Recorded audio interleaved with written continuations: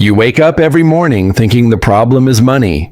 You think you need more of it, more income, more opportunities, more luck.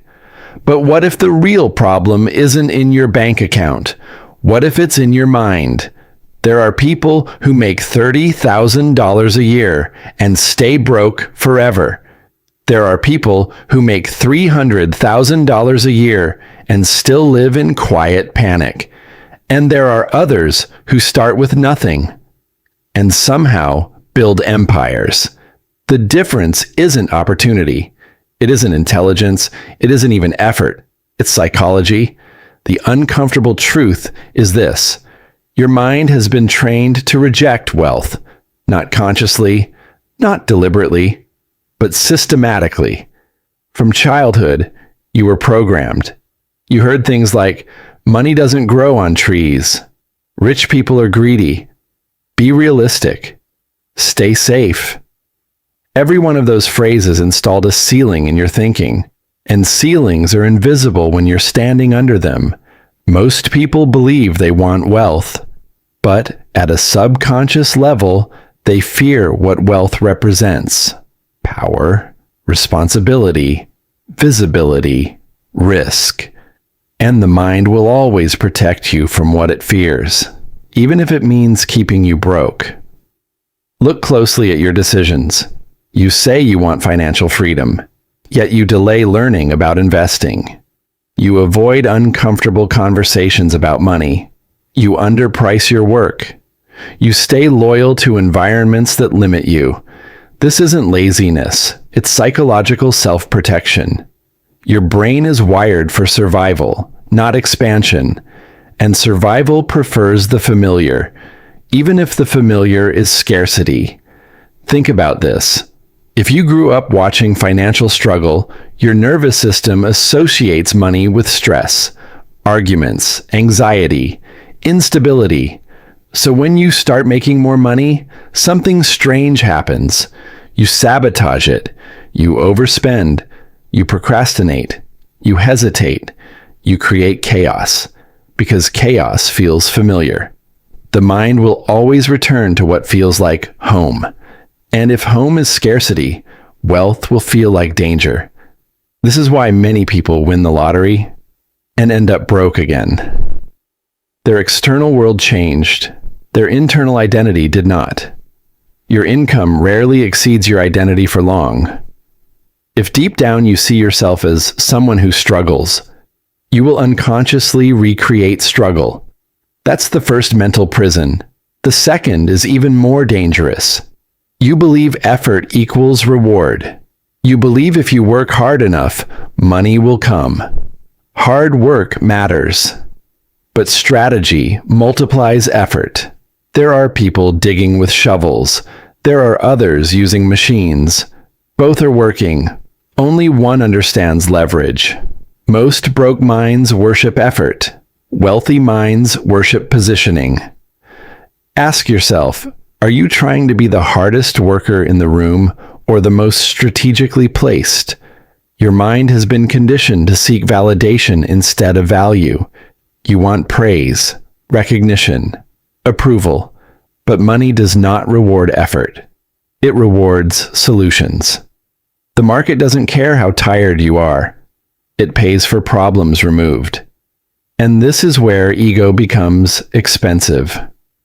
You want to do what you like. You want to follow passion blindly.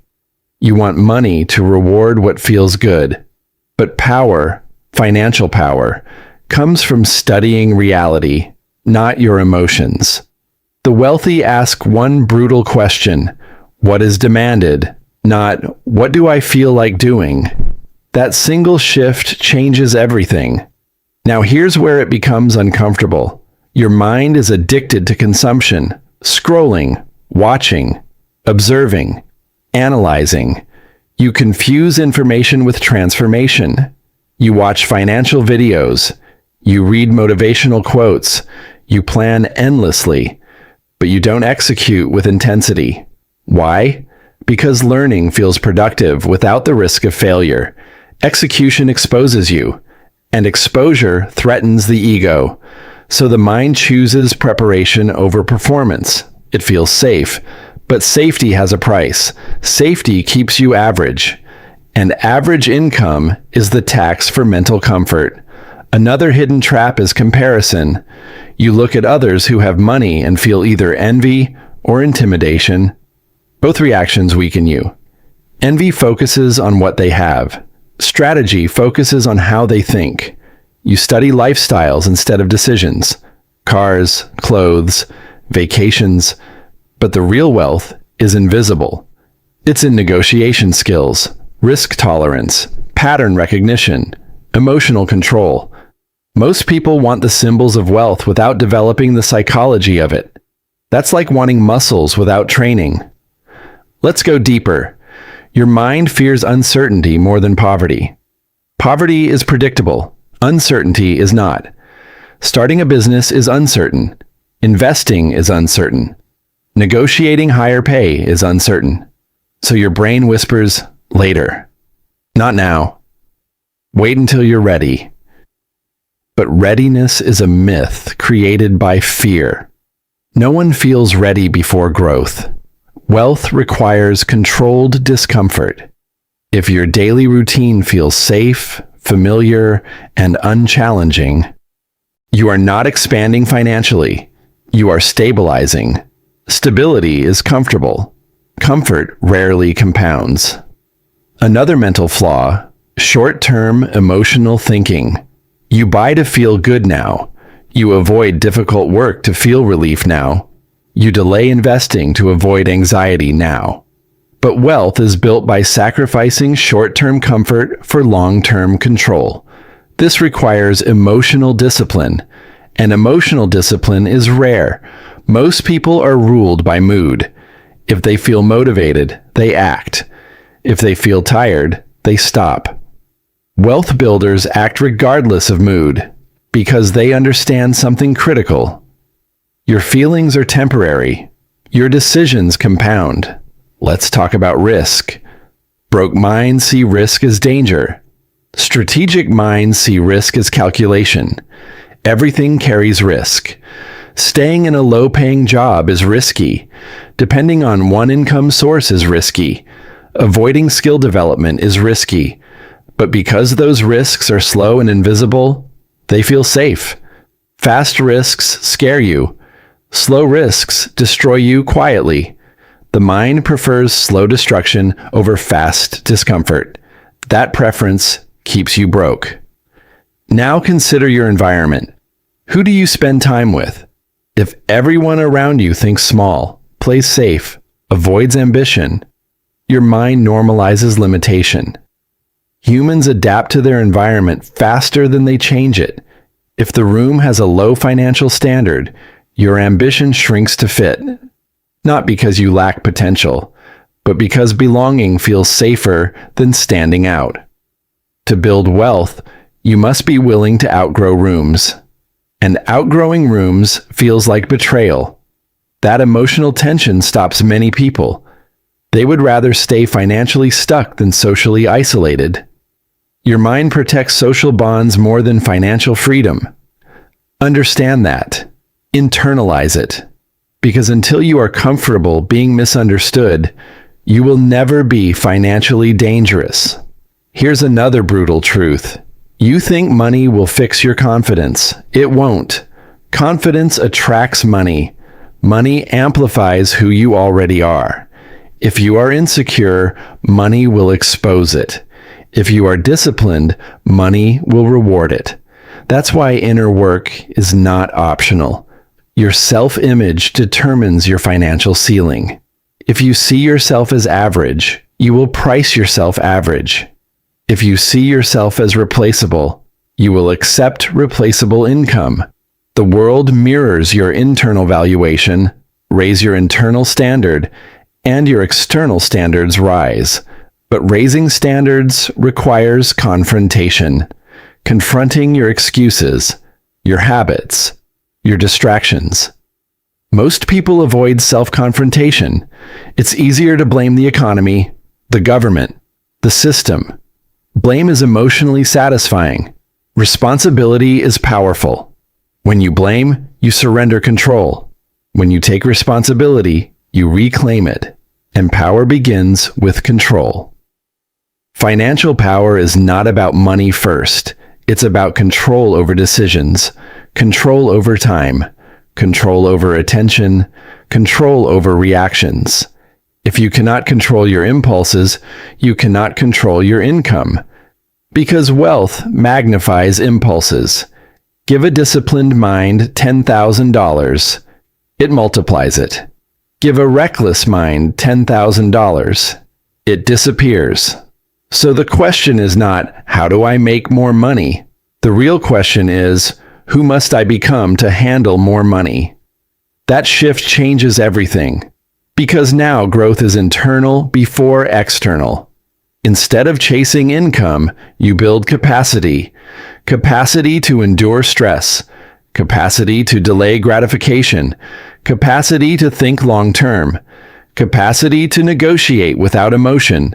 Capacity to walk away from bad deals. Most people stay broke not because they lack opportunity, but because they lack capacity. And capacity is built intentionally, daily, through habits that feel insignificant at first, reading when others scroll, learning when others complain, building when others consume, saving when others spend. Small disciplines form a powerful identity. An identity shapes destiny. Right now, your mind is either your greatest asset or your most expensive liability. If you do not train it, it will default to comfort. And comfort has a hidden price, a lifetime of almost wealthy, almost successful, almost free. The tragedy of being broke is not the lack of money. It's the slow erosion of belief. Every failed attempt chips at confidence. Every missed opportunity reinforces doubt. And eventually, you stop trying at full intensity. That is the real poverty. Mental surrender. But here is the part most people never hear. Your brain is adaptable. The same mind that learns scarcity can learn strategy. The same nervous system that fears risk can be trained to calculate it. The same identity that clings to survival can evolve into expansion. But only if you decide that comfort is no longer acceptable. Only if you become ruthless about mental upgrades. Because your mind is why you're broke. And your mind is also the only thing that can make you dangerous. This is where transformation begins. Not with money in your hand, but with power in your thinking. Power in your thinking changes the way you see the world. Once you understand that your mind has been the gatekeeper of your income, you stop asking for luck and start demanding clarity. Clarity about your patterns. Clarity about your fears. Clarity about your habits. Because patterns create outcomes. Look at your financial life over the past 5 years. Different months, different situations, but probably the same pattern. You rise, you stabilize, you fall back, you repeat. That is not coincidence. That is identity at work. Your identity acts like a thermostat. If you heat the room too much, it cools it down.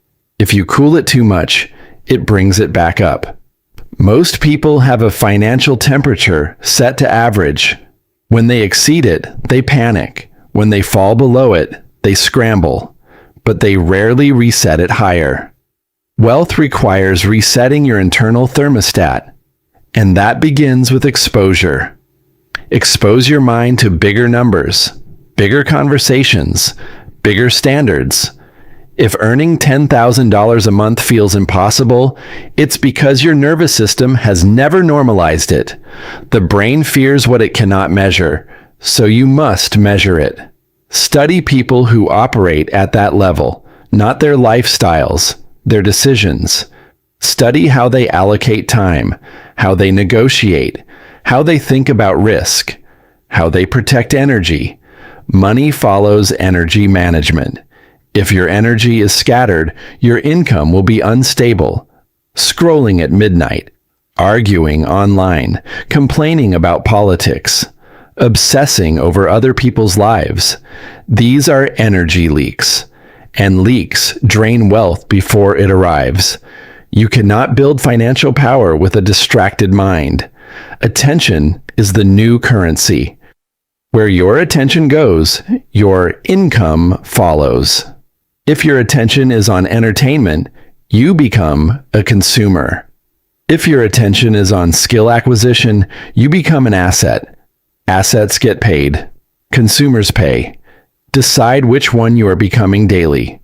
Now let's confront something deeper. You say you want freedom, but do you truly understand what freedom demands?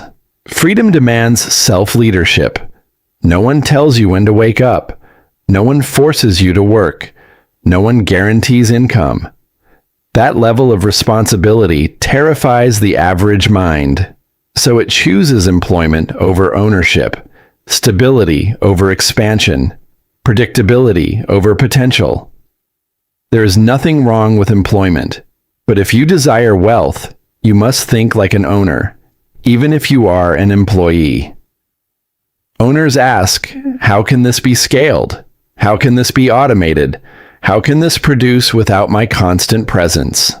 Employees ask, how many hours do I have to work? When is payday? Who is responsible? The shift from worker to strategist begins internally, and that shift is uncomfortable because it removes excuses. If you are responsible for outcomes, you cannot blame anyone. You must analyze your failures with precision, not emotionally, strategically. Instead of saying, it didn't work, ask, what variable did I miscalculate? Wealth is built by those who iterate, test, adjust, improve, repeat. The broke mind quits after emotional disappointment. The strategic mind refines after data. Emotion is expensive when unmanaged. If rejection stops you, you will stay small. If criticism weakens you, you will play safe. If failure embarrasses you, you will avoid risk. But understand this: every wealthy individual you admire has a history of visible failure. The difference is not talent. It is emotional resilience. Resilience is built through exposure to discomfort.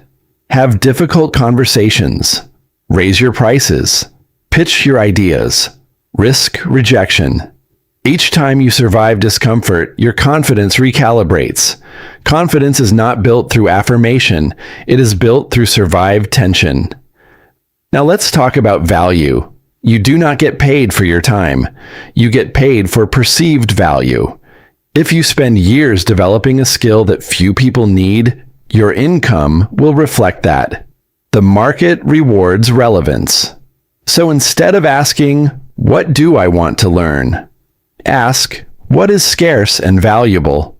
High-income skills are not random. They solve expensive problems: negotiation, sales, marketing, systems building, leadership, capital allocation.